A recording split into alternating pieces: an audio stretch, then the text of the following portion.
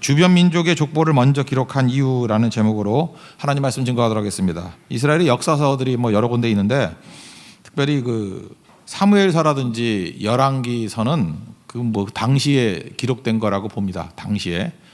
반면에 포로기 이후에 포로에서 끌려갔다가 돌아오고 난 다음에 민족 역사를 다시 기록한 게 그게 역대기입니다. 역대상하. 그러니까 역대기 시각은 포로를 경험한 사람들이 쓴 역사예요. 그러니까 신명기의 독특성이 있다 그랬죠. 출애굽 다 하고 난 다음에 모세가 40년 지나고 모세가 나이 120세가 되었을 때 돌아보면서 쓴 성경이 신명기라 그랬잖아요. 그래서 신명기적 그러면 체험적이다 이렇게 얘기할 수 있습니다. 그래서 예를 들어서 십계명 같은 것도 출애굽기 20장에도 나오지만 또 신명기 5장에도 나와요. 근데 처음 받았을 때의 신명기 메시지와 이게 또 40년 지나고 난 다음에 체험하고 난 다음에 재해석이 나오죠. 그게 신명기 5장이에요. 그래서 어찌 보면 신명기 5장의 말씀이 더 깊이가 있고 체험하고 난 다음에 나온 지혜가 있기 때문에 예수님도 주로 신명기를 더 많이 인용하셨던 것 같아요. 그런 의미에서 역대기는 후대 돌아보면서 쓴 성경이기 때문에 오히려 더 깊이가 더 있다고 생각하고 우리에게 주는 내용도 크다고 생각을 합니다. 그게 신명기적 시각을 가지고 쓴 게 역대기다 이렇게 말할 수 있다라는 것입니다. 유다가 정통이잖아요. 남쪽 유다가 바벨론 포로 끌려갔으니까 북쪽은 아수르에 이미 다 망했고 그래서 역대기에서는 북이스라엘 역사는 안 나옵니다. 그러니까 다윗 왕조가 정통이기 때문에 다윗의 왕조에 대해서만 이렇게 쭉 나와요. 열왕기 상하를 읽으면서 헷갈린 게 있죠. 북쪽 이야기했다, 남쪽 이야기했다, 북쪽했다, 남쪽했다. 그래서 머리가 터지잖아요. 그래서 도표를 그려놓고 보지 않으면 안 될 정도로. 근데 역대기는 되게 쉬워요. 남쪽 유다 정통성을 가지고 쭉 읽으니까. 그래서 오히려 역대기를 먼저 보면은 틀이 잡히는 내용도 될 수 있다라는 것입니다. 그리고 또 하나는 이거죠. 포로에서 돌아온 사람들 이야기인데 포로 기간이 70년이었다. 그게 역대기에 나오는 정의거든요. 역대기 한데 36장 21절을 보면은 이에 토지가 황폐하여 땅이 안식년을 누린 같이 안식하여 70년을 지냈으니 여호와께서 예레미야 입으로 하신 말씀이 이루어졌더라. 그러니까 이 역대기 시각이나 이 포로로 돌아온 사람들에게 있어서 굉장히 중요한 선지자는 예레미야예요.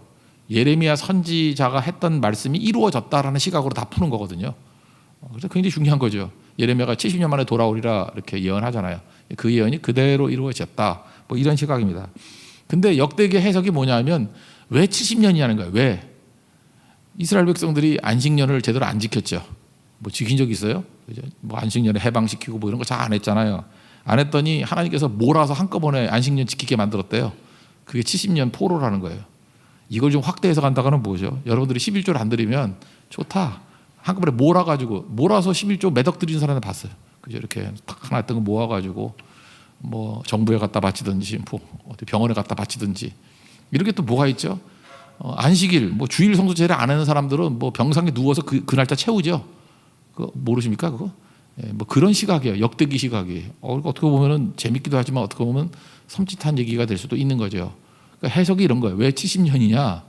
안식년 안 지켰더니 하나님이 몰아서 지키게 만들었다라고 말하는 위트도 있으면서 좀 이렇게 찔림이 있는 그런 메시지라는 것입니다. 여기서 그 70년 동안 포로로 끌려간 사람들이 제일 비슷한 게 일본하고 비슷해요. 우리가 일본에 끌려갔다고 합시다. 그죠? 끌려갔는데 채석장에 가서 채찍을 맞으면서 보냈던 70년이 아니었고 이 바벨론은 좀 자유롭거든요. 자유를 줬고 또 거기서 부와 명예를 얻을 수도 있었습니다. 그래서 포로로 끌려간 사람들의 모습을 보면은 에스더 왕비도 됐잖아요. 에스더, 느헤미야 술 맡은 관원도 되고 다니엘 총리도 되고 어떤 건지 아시겠죠? 그냥 같이 가서 사는 거예요. 이렇게 혼합 국가, 혼합 민족 국가니까 그렇게 살았던 것 같습니다. 그래서 그런 사람들에게 돌아오라 그러면은 사실은 다 버리고 가는 거죠. 언어와 문화가 익숙해지고 이건 당대도 아니잖아요. 이건 아들 때, 손자 때, 증손자 때 사람들인데 하나님 약속만 붙들고 돌아가 쉬운 게 아니죠. 삶의 기반을 다 버리고 가야 되는 거죠.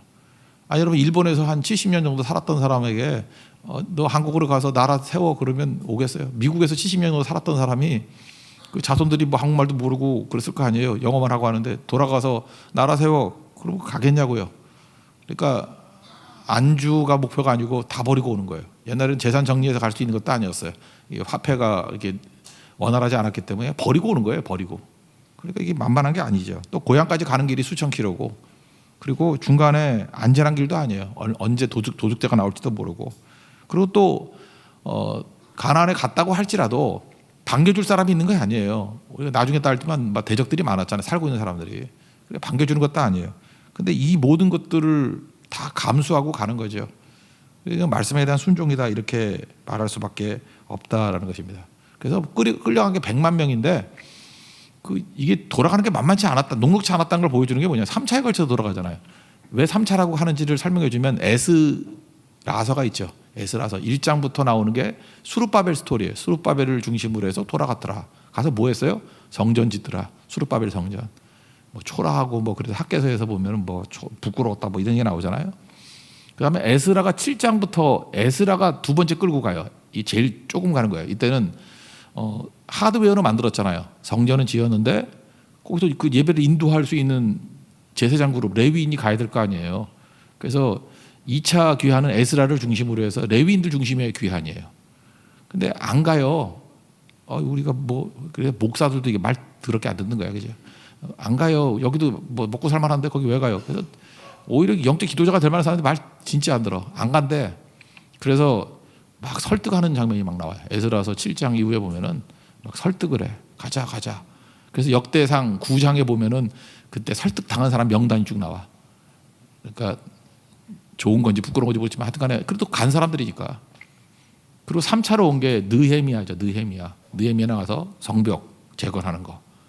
그러니까 1차는 수룹바벨 중심 성전 재건, 이게 에스라 1장부터 나오는 거고, 그 다음 6장까지 에스라 7장에서부터는 에스라를 중심으로, 에스라서 이름 그대로예요. 자기가 레위인들을 데리고 소프트웨어 예배를 진행할 수 있는 사람들을 데리고 귀환하는 거고, 그 다음에 3장에서는 느헤미야가 불타고 뭐 성문이 없고 그래서 위험하다, 성전만 지어지면 뭐하냐 그럴 때 성벽 재건하러 가는 이야기. 이게 3차예요. 그러니까 무슨 얘기예요? 녹록치 않았다는 거죠. 가는 게 100만 명 정도가 끌려갔는데 돌아온 사람은 합쳐보면 대충 5만 명 정도 돌아왔어요. 5%. 근데 95%는 역사에서 다 사라져 버렸고 5만 명이 역사의 주역이 되고 그들이 하나님이 사용하는 인물이 되었다라는 것입니다. 그럼 우리도 마찬가지예요. 어디 끼어야 돼요? 안주하면서 바벨론에서 그냥 녹아 없어지는 것보다는 하나님이 약속 앞에 헌신하고 나아가서 쓰임 받는 게 훨씬 더 중요하다는 것입니다. 누가복음 18장 29절에 보니까 뭐 다 주를 버리고 떠났습니다. 그랬더니 예수님이 이렇게 말씀하잖아요.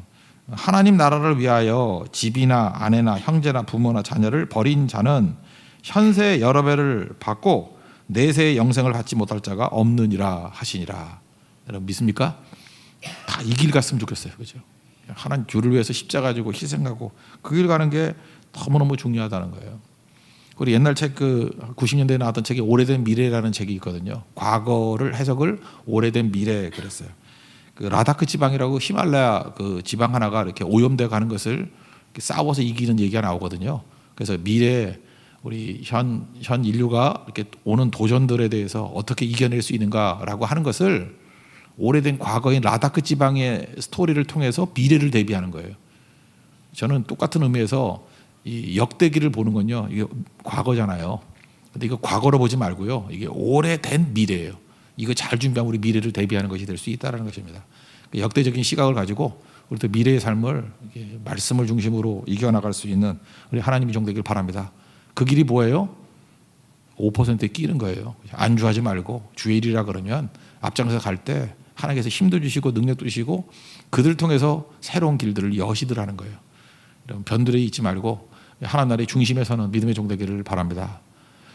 1장 내용을 보면 이거예요. 특이성. 1장에서는요, 지금 뭐라 그랬어요? 유다를 중심으로 하고 다윗 왕가가 중심이라 그랬잖아요. 근데 1장은 특이해요. 1장은 오히려 이스라엘 말고 주변 민족에 대한 얘기를 먼저 하고 주로 해요. 그러니까 여기 보면 특이성. 홍수 때 남은 아들, 노아의 아들이 3명이 있지 않습니까? 셈, 함, 야벳. 그 이스라엘이 셈족이죠. 그런데 오늘 기록에 보면은 셈족 얘기는 맨 뒤에 나오고 야벳, 함 이렇게 설명이 되어 있어요. 그래서 야벳과 함이 먼저 나옵니다. 1장 5절 한번 다 같이 읽겠습니다. 시작. 야벳의 자손은 고멜과 마곡과 마대와 야한과 두발과 메섹과 디라스요. 여기 보세요. 야벳 자손 얘기를 쭉 해요. 그 다음에 8절을 한번 보세요. 시작. 함의 자손은 구스와 미스라임과 북과 가나안이요. 그리고 뒤에 가서 샘을 얘기하잖아요. 이게 먼저 얘기하고 또 특이성. 아브라함의 아들이 이게 이삭과 이스마엘이 있잖아요. 그럼 정통이 이삭 아니에요. 근데 이삭 얘기는 아예 생략해버리고 이스마엘 이야기만 하네요. 28절 보십시오. 다 같이 시작. 아브라함의 자손은 이삭과 이스마엘이라. 29절. 이스마엘의 족보는 이러하니 그의 맏아들은 느바요시요. 다음은 게달과 아부엘과 미삼과 이렇게 쭉 나가요. 그리고 이삭은 얘기를 없잖아요. 그죠? 이삭의 그 반개, 그러니까 하나님 앞에 이렇게 버림받은 족속 같은 사람들을 먼저 얘기하는 거예요. 또 아브라함의 아들 가운데 첩 이야기를 해요. 그두라라는 첩이 있죠. 첩의 소생들을 얘기합니다. 32절, 33절 읽겠습니다. 시작.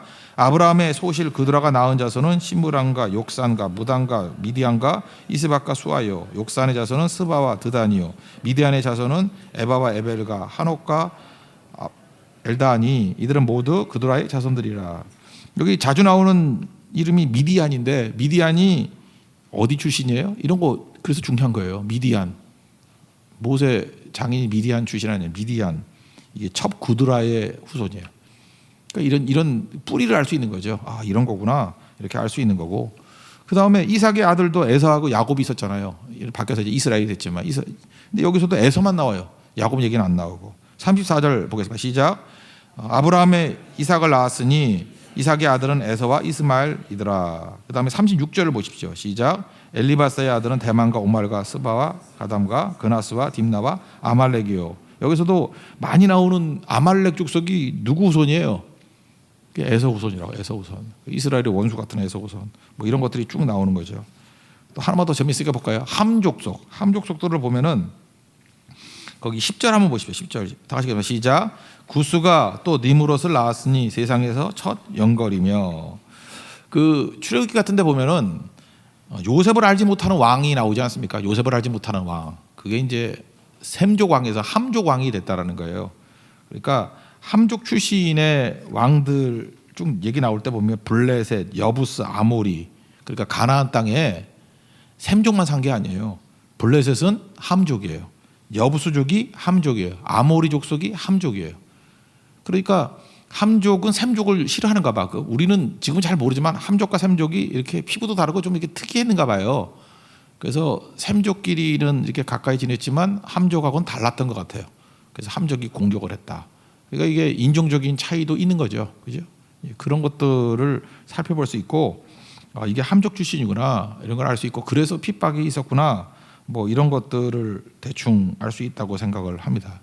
근데 이게 우리에게 보이는 게 그거예요. 한국 역사를 기록하면서 맨 앞에 일본 역사 집어넣고 중국 역사 집어넣는다 그러면 이해가 되겠습니까? 말이 안 되는 거죠. 근데 왜 1장에 이방의 역사를 먼저 넣었을까요? 하나님께서는 이스라엘만의 하나님이 아니라 모든 민족의 하나님이다. 이게 메시지예요. 모든 민족의 하나님이다. 모든 민족의 역사를 주관하고 계신다. 그 에스더서에 나오는 게 그거 아니에요. 모든 민족의 역사를 주관하신다. 흥망성쇠가 하나님 주권에 달려 있다. 그리고 하나님 백성을 보라는 거예요. 하나님은 좁은 하나님이 아니고 이 모든 것을 주관하시는 하나님이다. 우리가 인생을 살면서 참 힘겨운 인생을 살지 않습니까? 힘겹고 고달픈 인생을 살아갈 때 현실이 불투명하고, 그때 하나님 아버지 하고 우리 아버지를 부를 때 하나님 역사를 주관하고 계세요. 우리 사업도 주관하고 계시고 정치도 주관하고 계시고, 우리가 그 사이드에 몰려가지고 섬에 있는 게 아니에요. 하나님이 다 주관하고 계시거든요. 그래서 하나님 의지하는 것이 더 중요하다라는 것입니다. 그래서 그 맥락 속에서 세상을 바라보는 눈이 있어야 된다라는 것입니다. 그러니까 세상은 뭐예요? 멸망의 대상이 아니라 우리가 빛이라 그러잖아요. 세상의 빛.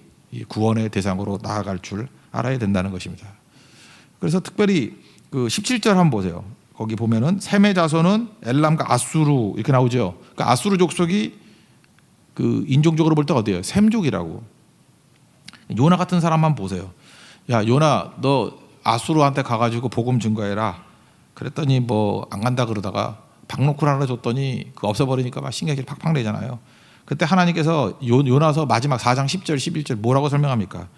야, 네가 수고도 안 하고 재배도 안 하고 하룻밤 났다가 하룻밤 말라버린 이 박노쿨을 이렇게 아끼면서 하물며 이 큰 성읍 니느웨, 이게 아수르거든요. 수도 좌우를 분별하지 못하는 자가 12만 명이고 가축도 많고. 근데 내가 어찌 아끼지 않겠느냐? 네가 어떤 시각 가지고 살아야 되느냐? 야, 네 동족이라 그러는 동족에 가까운 셈족이나 아수르도 이렇게 미워하는데 네가 함족에게 어떻게 나가고, 그죠? 나중에는 그 백인들이었던 것 같은데 그 야베 쪽들은 저 멀리 가 있었던 거 야마인들이라서 그 당시에는 걔네들 언제 다 건져낼 수 있겠느냐. 그래서 역대상 1장에서 보여주는 것은 이게 사도기 1장 8절의 비전이에요. 땅끝 비전. 이거는 멸망의 대상이 아니고 구원의 대상이고 전도의 대상이고 선교의 대상이다. 그거 꼭 붙들라는 거예요. 너희는 세상의 빛이다. 왜 하나님께서 이 유다 민족들을 건져준 줄 알았냐? 이 세상의 소망이 되기 위해서 불러주셨다. 그런 메시지가 있다는 것입니다. 그러니까 크게 보면 두 가지예요. 이 서론에서 밝힐 수 있는 건 뭐냐 하면은 안주하지 말고 주께서 우리를 부르실 때 희생하고 헌신하고 나아가는 그런 헌신자가 되라.